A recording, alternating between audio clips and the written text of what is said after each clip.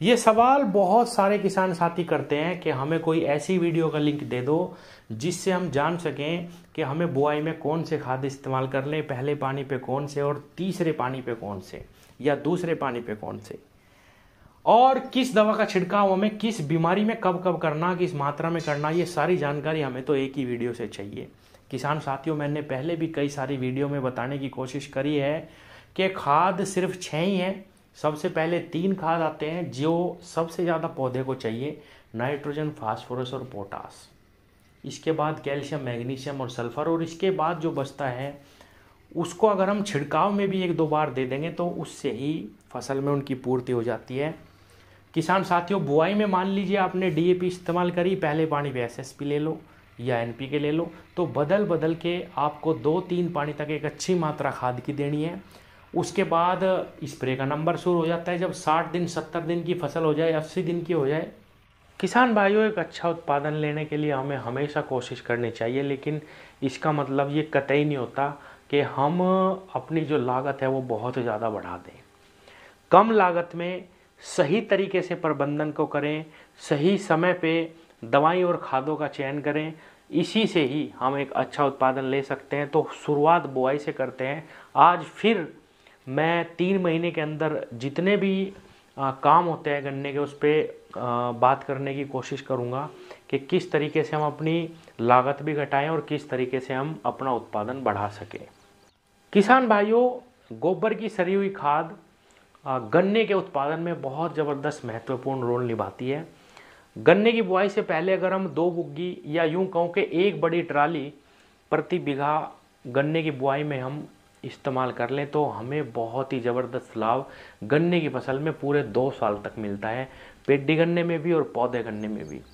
यहाँ तक देखा गया है कि कुछ किसान जो बहुत अच्छे खाद का इस्तेमाल करते हैं कूड़ी के बुआई में, किसान भाइयों, उनका गन्ना बहुत ही कम खाद में बहुत ही नंबर 1 उत्पादन दे के जाता है, पहली चीज़। दूसरी बात किसान भाइयों, गन्ने में अगर आप अच्छा उत्पादन चाहते हैं तो आप हमेशा खरपतवार नियंत्रण पर ध्यान रखें। आप अगर खरपतवार नियंत्रण नहीं करेंगे समय पे तो कोई भी खाद आप डाल लो, आपका ब्यात अच्छा नहीं आएगा। और किसान भाइयों, जो भी खाद आप डाल लेंगे बुआई में, अच्छे खाद जो डाल लेंगे वो सारे के सारे शुरुआत में ही खरपतवार पी जाएंगे और आपकी फसल यहीं से ही पिछड़ जाएगी। ये 2 काम बहुत ज़रूरी है।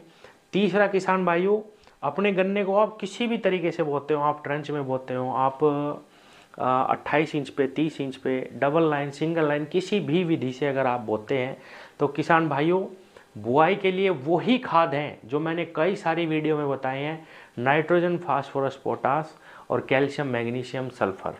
ये 5-6 खाद हैं, इनको आपको बांटना है। कई किसान पूछते हैं कि हमें बुआई से लेकर कटाई तक सारे खाद बता दो।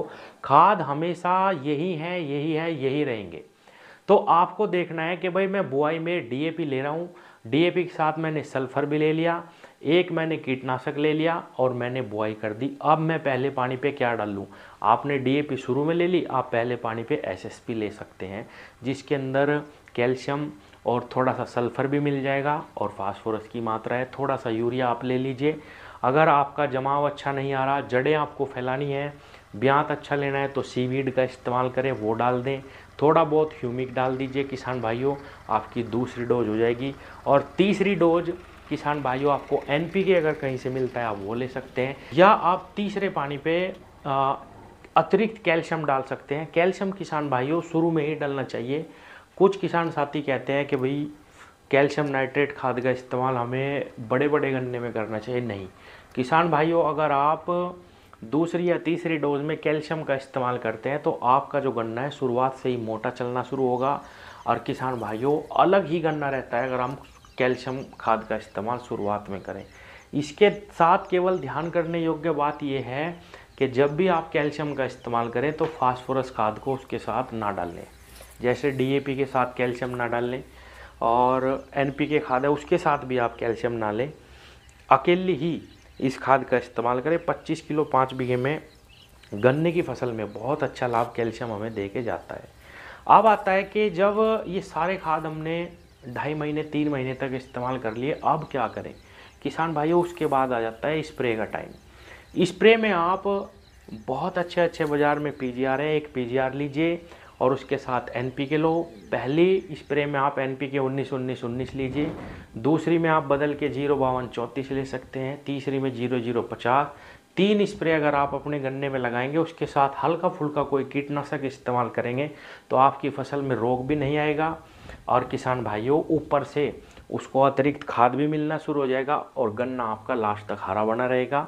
यही कुछ तकनीक है, कुछ बातें हैं जिनका समय पे अगर हम ध्यान रखें तो हमारी फसल हमें अच्छा लाभ दे के जाएगी।